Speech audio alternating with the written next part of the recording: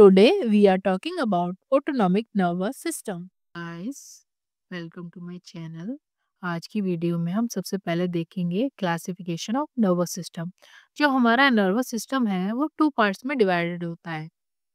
Central nervous system जिसको हम बोलते हैं शॉर्ट में CNS and peripheral nervous system उसको शॉर्ट में बोलते हैं PNS.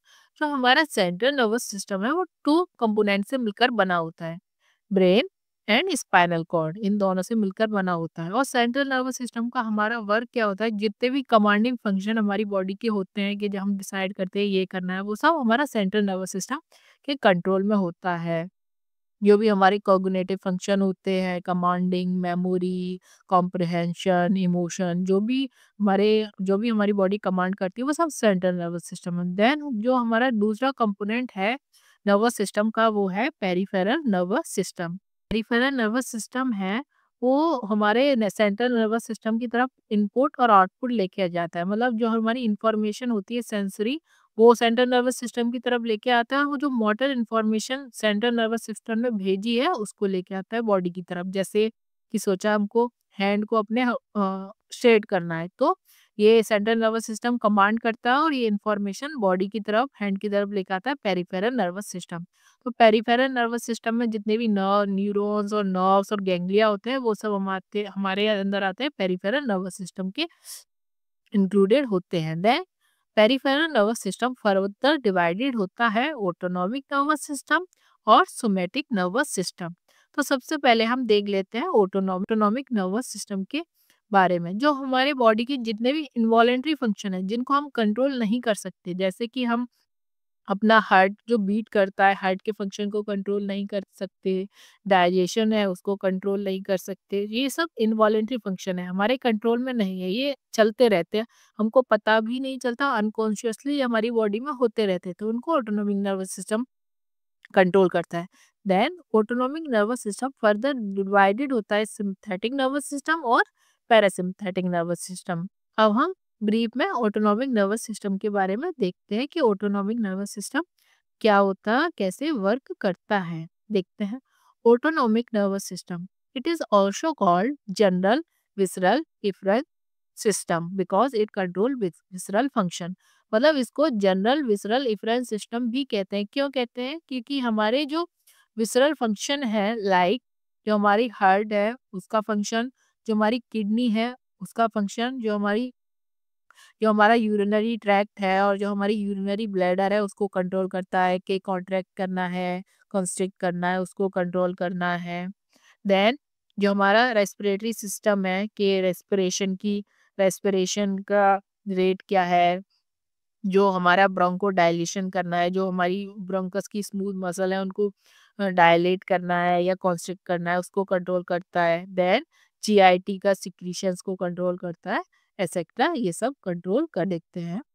Autonomic nervous system regulates most of the involuntary activities of the body, such as, कौन कौन सी एक्टिविटीज को कंट्रोल करता है? Smooth muscles of bronchial tree, जो हमारी ब्रोंकियल ट्री की स्मूथ मसल्स होती हैं उनको कंट्रोल करता है। ये देखिए, ये हमारा ब्रोंकस है, मतलब ब्रोंकल क्या होता है, ये हमारा टर्जरी ब्रोंकस है, ये जूम करके दिखाया गया है। उसकी मसल्स को, मतलब जो उसकी स्मूथ मसल्स है उसके उसके साइज को कंट्रोल करता है। देन जो हमारा प्यूपिल है, जो हमारी आई में जो प्यूपिल होता है उसके साइज को, जो हमारा ब्लैक पोर्शन होता है आई का उसके साइज को कंट्रोल करता है। Then erector pili muscles of the hair, जो हमारे हेयर की मसल्स होती हैं, जब हमको ठंड लगती है तो हमारे जो रोंगटे खड़ा होना जिसको बोलते हैं, जो हमारे हेयर स्ट्रेट हो जाते हैं, वो कंट्रोल करते हैं। देन आप देखते हैं कि जो हमारा एएनएस है वो किस किस को और सप्लाई करता है। ANS supply all smooth muscles, जो हमारी बॉडी की जितनी भी स्मूथ मसल्स हैं उन सबको एएनएस सप्लाई करता है। Then all glandular structure, body की जितने भी ग्लैंड्स होते हैं, ग्लैंडुलर जो सिक्रीशन करते हैं उनको कंट्रोल करता है। देन जो हमारा जो हार्ट की मायोकार्डियम है, जो हार्ट की मसल है उसको कंट्रोल करता है। Then ANS innervate all the innervated structure in the body except neuromuscular junction of skeletal muscle. जो हमारा एएनएस है वो सबको इनर्वेट करता है, मतलब सबको सप्लाई करता है except neuromuscular junction of skeletal muscle. Skeletal muscle को सप्लाई ही नहीं करता है क्योंकि स्केलेटल मसल जो है वो वॉलंटरी कंट्रोल में होती है, वो सोमैटिक नर्वस सिस्टम की कंट्रोल में होती है। देन सिंपैथेटिक नर्वस सिस्टम के बारे में। तो अब देखते हैं कि ये कब एक्टिवेट होता है। It is active during fright, flight and fight. मतलब जब हमारी बॉडी किसी थ्रेट में होती है, डरी हुई सिचुएशन में होती है, तभी एक्टिवेट होता है। जैसे हमको डर लग रहा है या हमको भागना है या हमको किसी से लड़ाई करनी है, तो सबसे पहले हमको डर लगता है, फिर हम सोचते हैं भाग जाते हैं, या फिर नहीं भाग सकते तो हमको लड़ना पड़ता है। तो उस कंडीशन में हमारा सिंपैथेटिक नर्वस सिस्टम एक्टिवेट होता है। तो हम एग्जाम्पल के थ्रू देख लेते हैं। Condition like dog is running behind you. ये डॉग है, ये आपके पीछे भाग रहा है, मतलब रात है और ये डॉग आपके पीछे भाग रहा है। तो आपको एक कंडीशन ये होगी कि आपको डर लगने लगेगा। तो उस कंडीशन में क्या क्या होगा वो हम देखते हैं कि उस कंडीशन में क्या क्या होगा, क्या हमारी बॉडी रिएक्ट करेगी। तो सबसे पहले प्यूपिल डायलेट। जो हमारी आई की जो प्यूपिल है, ये हमारे आई का जो हमारे आई में जो ब्लैक पोर्शन होता है उसको प्यूपिल बोलते हैं। तो उसका जो साइज है वो बढ़ जाएगा। साइज इसलिए बढ़ जाएगा क्योंकि हमें फॉर विजन पर फोकस करना है। मतलब हमको दौड़ना है तो आगे पता तो होना चाहिए ना कि आगे कितनी दूर तक रास्ता है। तो इसके लिए हमारा प्यूपिल डायलेट होता है। देन स्किन गेट्स पेल। जो हमारी स्किन है वो पेल हो जाती है। वो इसलिए हो जाती है, जो हमारा पेरिफेरल जो सर्कुलेशन होता है उसको कम करके हमारा ब्लड को इम्पोर्टेंट ऑर्गन्स की तरफ भेजा जा सकता है। जैसे हार्ट है, रेस्पिरेटरी सिस्टम है, इनकी तरफ भेजते हैं जिससे कि हमारी बॉडी अच्छे से वर्क करे। देन जो हमारा ब्लड प्रेशर है वो राइज हो जाएगा इसलिए क्योंकि हमको उस टाइम ऑक्सीजन की ज़्यादा ज़रूरत होती है। तो हमका हमारा ब्लड जल्दी जल्दी सर्कुलेट हो और प्रेशर से सर्कुलेट हो, जिससे हमारे टिश्यूज अच्छे से काम कर पाए। Then blood vessels of skeletal muscle dilate. जो हमारे स्केलेटल मसल्स की ब्लड वेसल है वो डायलेट हो जाएंगे। डायलेट का मतलब उनका डायमीटर बढ़ जाएगा, उनका साइज बढ़ जाएगा, जिससे कि ब्लड ब्लड जल्दी जल्दी उसमें फ्लो हो। Then increase heart rate. जो हमारे हार्ट की रेट है वो इंक्रीज होगा, मतलब हार्ट जल्दी जल्दी बीट करेगा, जिससे कि जल्दी जल्दी ब्लड सर्कुलेट हो बॉडी में। दैटम को थोरैकोलम्बर आउटफ्लो भी बोलते हैं क्योंकि इसके जो प्री गैंग्लियोनिक न्यूरॉन होते हैं वो लोकेटेड होते हैं along the spinal cord from segment T1 to L2। वो हमारी जो स्पाइनल कॉर्ड है, इस फिगर में की हेल्प से देखते हैं। जो हमारी स्पाइनल कॉर्ड के सेगमेंट है, थोरेसिक सेगमेंट T1 से L2 तक, यहाँ से इसके प्री गैंग्लियोनिक फाइबर निकलते हैं। प्री गैंग्लियोनिक फाइबर क्या होते हैं? प्री गैंग्लियोनिक फाइबर होते हैं जो जो न्यूरॉन गैंग्लियन की तरफ जाते हैं। मतलब ये स्पाइन को यहाँ से जो जो फाइबर गैंग्लियन की तरफ जाते हैं उनको प्री गैंग्लियोनिक बोलते हैं, और जो गैंग्लियन में रिले होके ऑर्गन की तरफ जाते हैं, जो साइट ऑफ एक्शन की तरफ जाते हैं, उनको पोस्ट गैंग्लियोनिक बोलते हैं। तो इसके प्री गैंग्लियोनिक फाइबर T1 से L2 तक निकलते हैं। मतलब ये इम्पोर्टेंट रिमेम्बर करने के लिए इम्पोर्टेंट चीज है कि जो जो सिंपैथेटिक नर्वस सिस्टम के फाइबर है वो T1 से ऑरिजिनेट होते हैं और L2 पर एंड होते हैं। मतलब स्पाइनल कॉर्ड के थोरेसिक सेगमेंट के T1 से स्टार्ट होते हैं और स्पाइनल कॉर्ड के लंबर सेगमेंट के L2 पर एंड हो जाते हैं। ओके, तो है कि सिंपैथेटिक नर्वस सिस्टम और क्या क्या करता है बॉडी में। Sympathetic nervous system supply all the viscera of thorax, abdomen and pelvis. जो हमारा सिंपैथेटिक नर्वस सिस्टम होता है वो सारे विसरा, विसरा का मतलब होता है जो हमारे इंटरनल ऑर्गन है सबको सप्लाई करता है, मतलब सबको कंट्रोल करता है। And including blood vessels of head, neck, brain, limbs of skin. और जो हमारे जो ब्लड वेसल्स है हेड की, नेक की, ब्रेन की, लिम्स की, स्किन की, उनको भी कंट्रोल करता है। इस फिगर की हेल्प से हम देखते हैं कि सिंपैथेटिक नर्वस सिस्टम क्या क्या करता है। सिंपैथेटिक नर्वस वही फाइट और फ्लाइट की सिचुएशन में एक्टिवेट होता है। कॉमनली हमारा सिंपैथेटिक नर्वस सिस्टम एक्टिवेट नहीं हुआ होता है। जब हम ऐसी कंडीशन में होते हैं, हमको डर लग रहा होता है या हमको भागना होता है या हमको किसी से फाइट करनी होती है, तभी हमारा सिंपैथेटिक नर्वस सिस्टम एक्टिवेट होता है।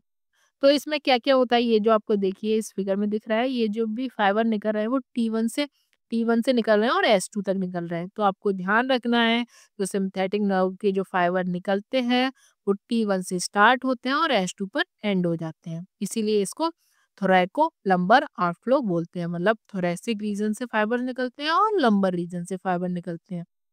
तो देखिए, तो इसके ये फाइबर जा रहे हैं हमारी आईज में। तो आईज में जाके जो आईज की जो प्यूपिल है उसको डायलेट कर रहा है। मतलब प्यूपिल को डायलेट इसलिए कर रहे हैं क्योंकि प्यूपिल डायलेट होगी तो हम ज्यादा एरिया को देख सकते हैं। Then inhibit saliva. क्योंकि जब हम इस कंडीशन में बॉडी को हमको भागना है तो हमको सलाइवा नहीं चाहिए ना, कि सलाइवेशन तो हमें उस जब करना होता है जब हमको खाना वगैरह खाना है या डाइजेशन करना है। तो इसलिए inhibit salivation, increase heart beat, heart beat को इंक्रीज करता है क्योंकि हमको ब्लड जाई चाहिए, रिलैक्स एयरवेज, एयरवेज को रिलैक्स करता है क्योंकि ऑक्सीजन डिमांड ज़्यादा होती है। Inhibit activity of smooth muscle, मतलब स्टोमक की एक्टिविटी को इनहिबिट करता है क्योंकि हमको उस टाइम डाइजेशन तो नहीं करना है ना, उस टाइम हमको भागना है। And stimulate release of glucose, मतलब ग्लूकोज के रिलीज को स्टिमुलेट करता है क्योंकि एनर्जी चाहिए, टिश्यूज को ग्लूकोज चाहिए, तभी तो हम भाग पाएंगे, फाइट कर पाएंगे। Inhibit gall bladder, gall bladder को इनहिबिट करता है क्योंकि उस टाइम हमको डाइजेशन तो करना नहीं है और गॉल ब्लैडर का काम है डाइजेशन करवाना, बाइल सिक्रीट करना, तो उनको वो भी नहीं करता। Inhibit activity of intestine, intestine की एक्टिविटी को इनहिबिट कर देता है क्योंकि उस टाइम हमको डाइजेशन नहीं करना, तो हमको एनर्जी सेव करके रखनी है और कामों के लिए, भागने के लिए, फाइट के लिए, तो इसलिए इसको भी इनहिबिट करता है। हमारी ब्लैडर को रिलैक्स कर देता है क्योंकि उस टाइम हमको यूरिनेशन तो नहीं करना ना, तो ब्लैडर को हमारी को रिलैक्स करके रखता है। अब हम देखते हैं पैरासिम्पैथिक नर्वस सिस्टम के बारे में। ये कब एक्टिवेट होता है? It is active during rest and digest, जब हम एकदम रेस्ट में होते हैं, कोई चिंता नहीं है, हमारी कोई टेंशन नहीं है, तो हमारी बॉडी में पैरासिम्पैथिक नर्वस सिस्टम एक्टिवेट होता है। ज्यादातर टाइम जब हम टेंशन में नहीं होते तो पैरासिम्पैथिक नर्वस सिस्टम ही एक्टिवेट होता है। तो कंडीशन देख लेते हैं किस कंडीशन में ये एक्टिवेट होता है। Condition like when your stomach is full, मतलब एकदम अच्छे से खाना खाए हुआ है, यू आर हैप्पी, खुश हो, एकदम अच्छे मूड में, कोई टेंशन नहीं है इस लड़के की तरह, एंड गोइंग टू स्लीप, मतलब सोने की तैयारी कर रहे हो, तो उस कंडीशन में क्या क्या होता है तो देखते हैं। Function of parasympathetic nervous system, क्या क्या करता है उस कंडीशन में। कॉन्स्ट्रिक्शन ऑफ प्यूपिल, प्यूपिल्स का कॉन्स्ट्रिक्शन हो जाता है क्योंकि हमको उस कंडीशन में हमको फार विजन नहीं चाहिए, मतलब हम सो रहे हैं, डिम लाइट है, तो हमको देखने का इतना वो भी जरूरत भी नहीं है। डिक्रीज हार्ट रेट, जो हमारी हार्ट रेट है वो डिक्रीज होती है। Contraction of bronchial smooth muscle, जो हमारी स्मूथ मसल्स हैं ब्रोंकस की, वो कॉन्स्ट्रिक्ट होती है क्योंकि हमको इतनी इतनी इंस्पिरेशन भी नहीं, मतलब इतनी एयर हमको नहीं, नॉर्मल हमारी रेस्पिरेशन चलता रहे उतना ही है। इनकी secretion of lacrimal and salivary glands, जो हमारी सलाइवरी ग्लैंड्स हैं उनका सिक्रीशन बढ़ जाता है क्योंकि हमको डाइजेस्ट करना है ना। देखिए, पैरासिम्पैथिक नर्वस सिस्टम डाइजेशन, और जब हम रेस्ट करते हैं तो वो आप थिंकिंग करिए क्या क्या होता है हमारी बॉडी में। Increase peristalsis of GIT, GIT की पेरिस्टाल्सिस बढ़ जाती है क्योंकि उस टाइम डाइजेशन करना है।